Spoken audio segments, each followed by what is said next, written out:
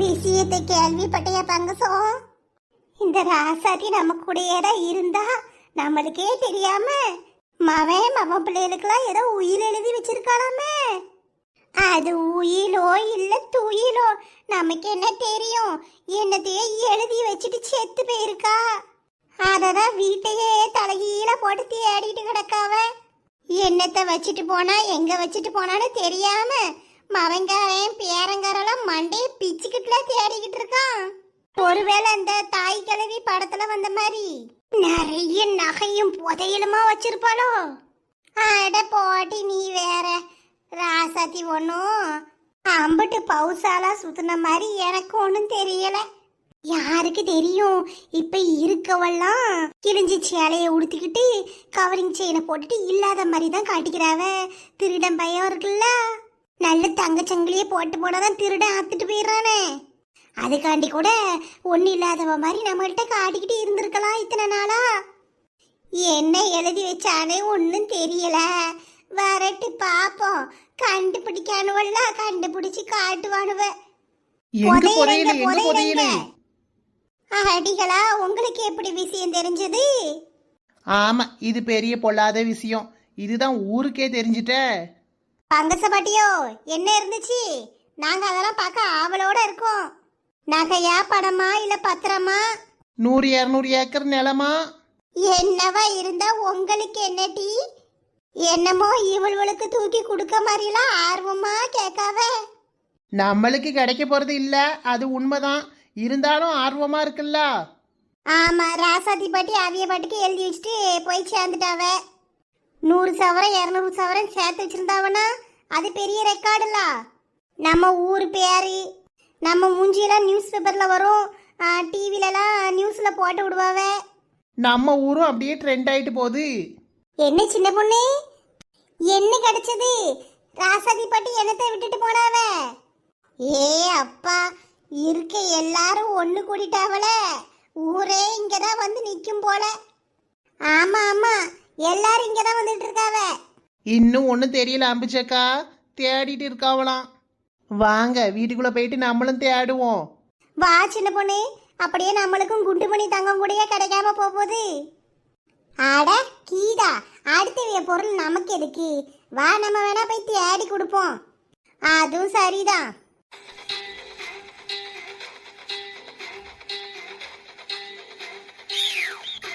கிடைச்சிட்டு ஒரு துண்டு சீட்டு கிடைச்சிருக்கு. ஷப்பா, இப்பவாது ஏதாவது கிடைச்சதே கொண்டு வாங்க.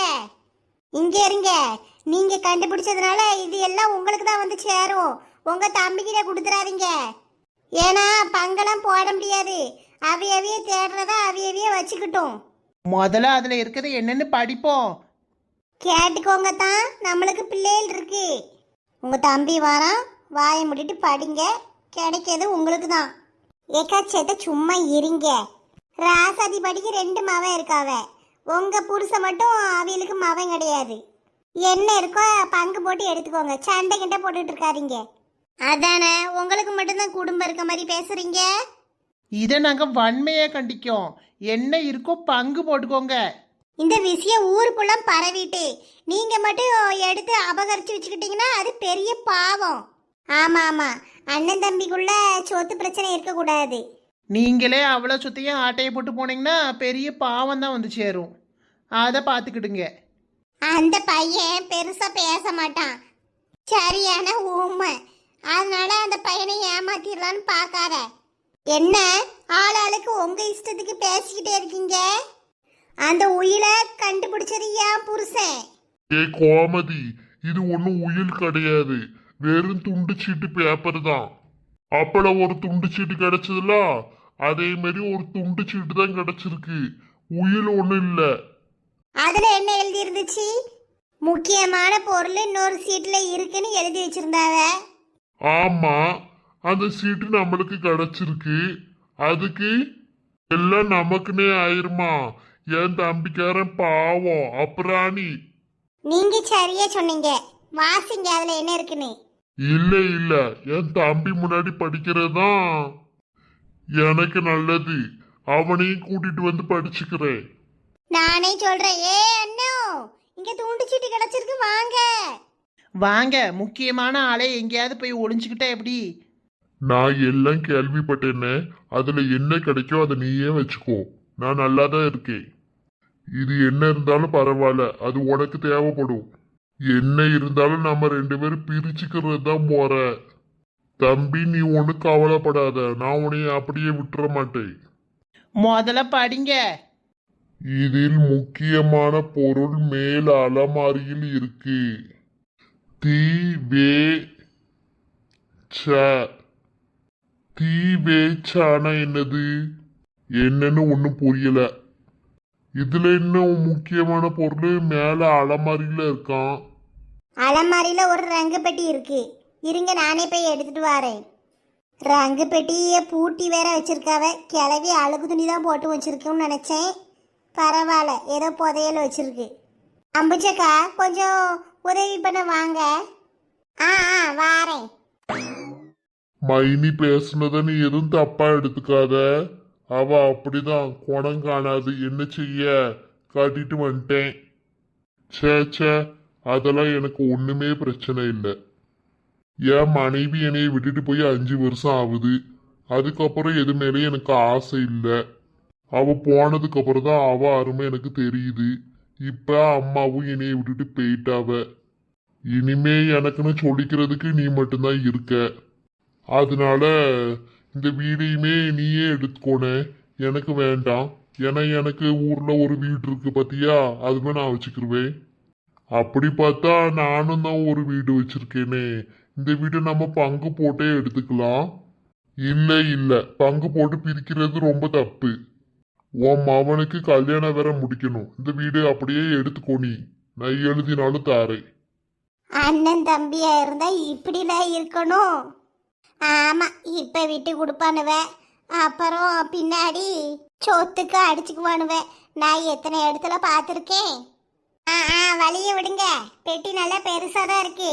ஒரு சின்ன பூட்டு இருந்துச்சு, அது இந்த அக்காவே உடச்சி கொண்டு வந்துட்டாவ. ஆனா நாங்க எதுவும் திறந்துலாம் பார்க்கல. கொண்டு வாங்க. உள்ள பத்திரம் எதுவும் இருக்குமோ என்னமோ. தாய் கிழவி பார்ட் 2 நம்ம எடுக்க போறோம். காசு மலை, ரெட்டை வடை சங்கிலி, என்னென்னலாம் இருக்க போதுன்னு தெரியலையே. போ, ராசாத்தி மருமவ மூஞ்சில சிரிப்ப பாரு. ஒரே பொழிப்பு தான். இதுக்கு தானே இத்தனை நாளா காத்து கிடந்தா. பேராண்டி வா, எல்லாம் கிடைச்சிட்டு, பொட்டி கிடைச்சிட்டு. ஒரு வழியே கிடைச்சிட்டா. மம்மி, என்ன இருந்துச்சு? தெரியலப்பா, நாங்களே இனிமேதான் ஓபன் பண்ணி பார்க்க போறோம். ஒருவேளை அதுல பாம் இருந்தா என்ன செய்வீங்க? அடியாத்தே, பாம்பெல்லாம் இருக்குமோ? ஆமா, இவிய பாட்டி இந்திய ராணுவத்துல இருந்து பாகிஸ்தானுக்கு எதிராக சண்டை போட்டு ஸ்லீப்பர் சென்ஸா இங்கோடி சுத்திக்கிட்டு கிடக்க மாதிரி என்னமோ பாம் இருக்குமா குண்டு இருக்குமான்ட்டு. நீங்க வேற. அதானே, நான் சும்மா ஒரு பேச்சுக்கு கேட்டேன். சும்மாலாம் கேட்காதீங்க அப்பு. ஒரு நிமிஷத்துல பயந்துட்டேன். சீக்கிரமா பொட்டியே திறங்க. உன் பாட்டி ரொம்ப புத்திசாலி தான். கண்டிப்பா ஏதாவது வச்சுட்டு தான் செத்து போயிருக்கும். இங்க கொடுங்க. முக்கியமான பொருள் இருக்கு. யாரும் திறக்க கூடாதுன்னு போட்டிருக்கு. அந்த கிளவி செத்து போயிட்டு இனிமே திறந்தா என்ன, திறக்கட்டா என்ன? திறந்து பார்த்தா தானே உள்ள என்ன இருக்கு ஏது இருக்குன்னு தெரியும். ஓபன் பண்ணுங்கப்பா. இந்த முறுக்கு சிடைக்கு தான் இவ்வளவு பில்டப்பா. இது என்னவோ பெரிய பரம ரகசியம் மாதிரி உள்ள ஒளிய வச்சிருக்காவ முறுக்கும் சீடையும். உங்க அம்மா புத்தி செத்ததுக்கு அப்புறமாவது போயிருக்கா? செத்து போனதுக்கு அப்புறமும் தின்பண்டத்தை ஒளிய வச்சுட்டு போயிருக்காவ. சீ, இதுக்குதான் இவ்வளவு பில்டப்பா. இதுல என்னைய வேற கூப்பிடுறீங்க. நீங்களே இதெல்லாம் பங்கு போட்டு உட்கார்ந்து சாப்பிடுங்க. சரி, இங்க நிக்கிற ஜனங்களுக்கும் சேர்த்து பங்க பிரிங்க.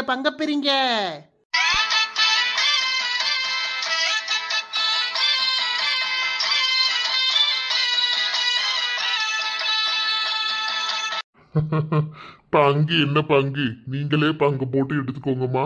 இந்தாங்க. நல்ல நம்ப வச்சு ஏமாத்திட்டாவ. கோமதி, நில்லு. எங்க போற? நான் ஊரை பக்கம் போறேன். என் பொழப்ப பக்கம் வேண்டாமா? கோமதி நில்லு, 16 நாள் கழிச்சு போவோம், காரியம் முடியணும்.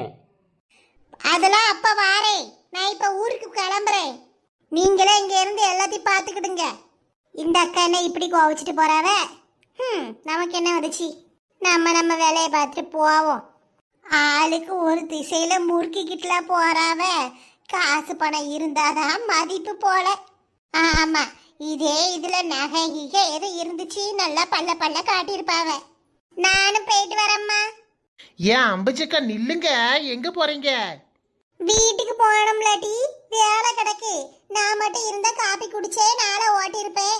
ஆனா என்ன பண்றது, நமக்கு புருஷனும் பிள்ளைகளும் இருக்கு.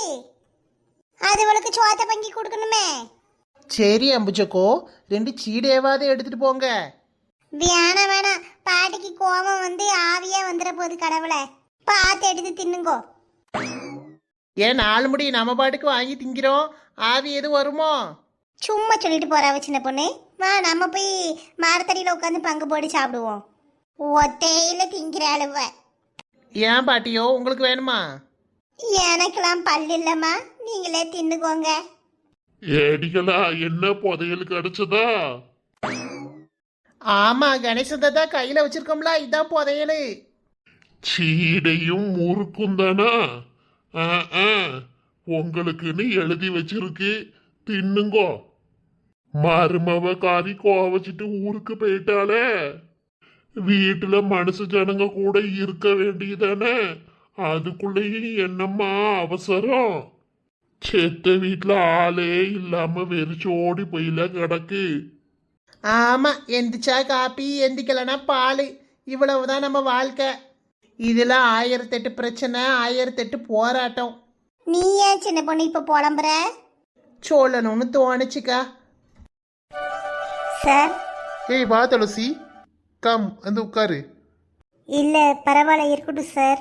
நீங்க கூப்பிட்டு விட்டதா மேனேஜர் சார் சொன்னாங்க. ஆமா, ஒரு முக்கியமான விஷயம் பேசணும், அதான் கூப்பிட்டு விட்டேன். என்ன விஷயம் சார், சொல்லுங்க. நீ ஃபர்ஸ்ட் உட்காரு துளசி. இல்ல பரவாயில்ல, இருக்கட்டும் சார்.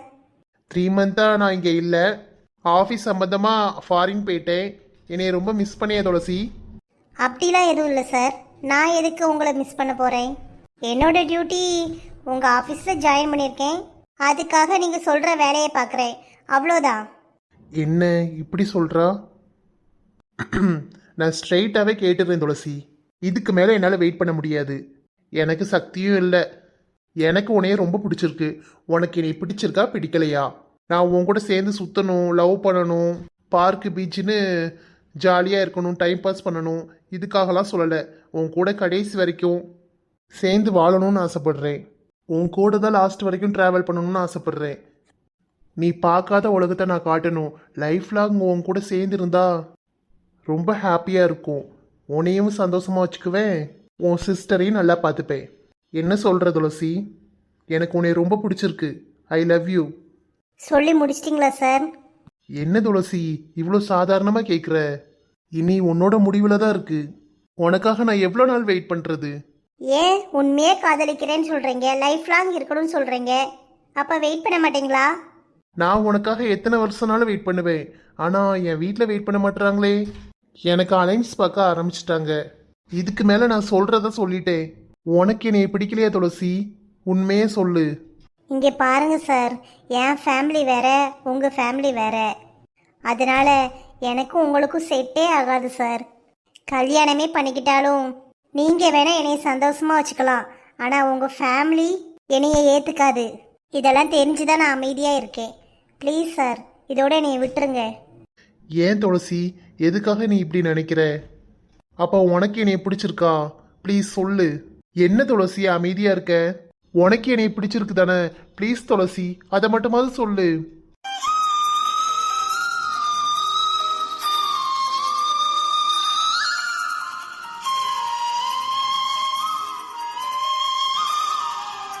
இப்படியே சைலண்டா இருந்தா நான் என்ன நினைச்சுக்கணும்? இதை எப்படி எடுத்துக்கணும் துளசி? எனக்கு பைத்தியம் பிடிக்குது. ஏதாவது ஒன்று சொல்லு. இல்லை சார், உங்கள் குடும்பத்துக்கும் என் குடும்பத்துக்கும் குடும்பமா? எனக்கு எங்கே குடும்பம் இருக்கு? ப்ளீஸ் வருண் சார் புரிஞ்சுக்கோங்க, நமக்குள்ள செட் ஆகாது. இதுக்கு மேல சொல்றதுக்கு ஒன்றும் இல்லை. நான் கிளம்புறேன். அப்போ உனக்கு என்னை பிடிச்சிருக்கு தானே? இதுக்கு மேல என்கிட்ட எதுவும் கேட்காதீங்க சார். ப்ளீஸ் டிஸ்டர்ப் பண்ணாதீங்க. என்னோட வேலையை என்னைய பார்க்க விடுங்க. சொல்லு துளசி, இதை மட்டும் சொல்லிட்டு போ. உனக்கு என்ன பிடிச்சிருக்கு தானே? இல்ல, நான் வர்றேன். நில்லு, எங்க போற? வருண் சார் என்ன பண்றீங்க?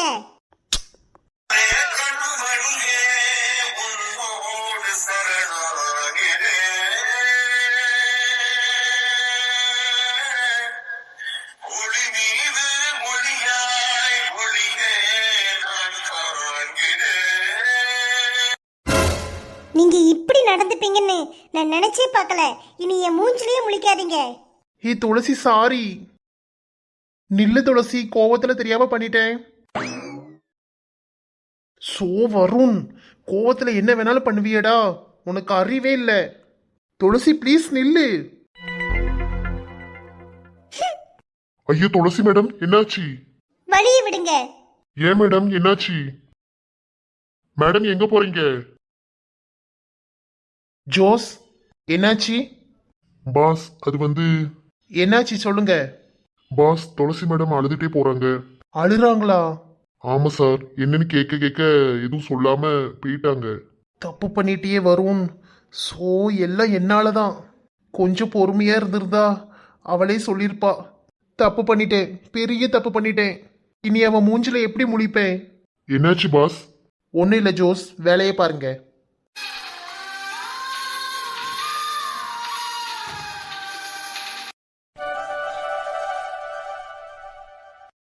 என்னப்பா தேடிட்டு இருக்க? இந்த ரிமோட்டை எங்க வச்சேன்னு தெரியல. நானும் எல்லா இடத்துலையும் தேடிட்டேன், ரிமோட்டை காணோம். இந்த வடிவில் டிவி பார்த்தா ரிமோட்டை ஒரு இடத்துல வைக்க மாட்டா, நேராக கிச்சனுக்கு கொண்டுட்டு போயிடுறா. ஒரு நாள் பார்க்க ஃப்ரிட்ஜுக்குள்ளே கிடக்கு, ஒரு நாள் பெட்ரூமில் கிடக்கு. அந்த டிவி கிட்டேயே வச்சா என்ன? 1000 வாட்டி சொல்லிட்டேன். இனிமே இந்த ரிமோட்டுக்கு பின்னாடி இந்த பட்டன் ஃபோன் இருக்குல்ல, அதை செலட்டை போட்டு சுற்றி வச்சுக்கணும். ரிமோட்டு தொலைஞ்சு போயிட்டுனா இனிமே அந்த நம்பருக்கு ஃபோன் அடித்து பார்க்கணும். புதுசு புதுசாக யோசிங்க. நமக்கு இருக்க பிரச்சனையில் இது வேற.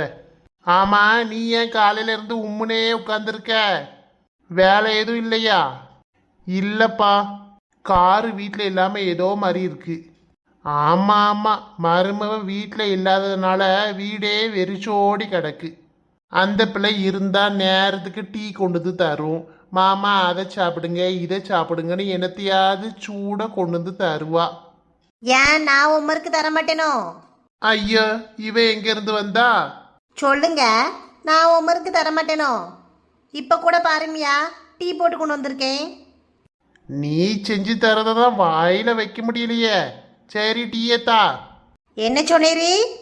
ஏம்மா டீயத்தாமா, சூடு ஆறிட போகுது. பாத்திய சக்தி, உங்க அப்பாவுக்கு வர வர வாய் கொழுப்பு ஓவரு. ஆட, நீங்க வேற 2 பேரும் சண்டை போட்டுக்கிட்டு நானே என் பொண்டாட்டியை பிரிஞ்சு சோகத்துல உட்காந்துருக்கேன். கல்யாணமான புதுசுல மட்டும்தான் ஆடி மாசம் பொண்டாட்டி உன்னை பிரிஞ்சு இருக்கிறதுனால ஃபீல் பண்ணிட்டு கிடப்ப. கொஞ்சம் வருஷம் போவட்டு, போக போக எல்லா மாசமும் ஆடி மாசமா இருக்கக்கூடாதான்னு அப்புறம் அதை நினைச்சு ஃபீல் பண்ணுவேன்.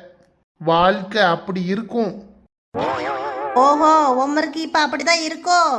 வடிவு, நீ இன்னும் போலையோ? சொல்லுமியா, உமருக்கு அப்படிதான் இருக்கோ? நானும் வேணா எங்க அம்மா வீட்டுக்கு போயிட்டு வரேன். சும்மா சொன்னேன் வடிவு, உனைய போய் நான் அப்படி நினைப்பேனா? 2 பேரும் என்னவோ பண்ணுங்க, நான் கொஞ்ச நேரம் வெளியில போயிட்டு வரேன். எங்க போற சக்தி? உங்க அப்பா 2 வாரத்தை கேட்டுட்டு போ. அவர் எப்படி சொல்றாரு பாத்தியா?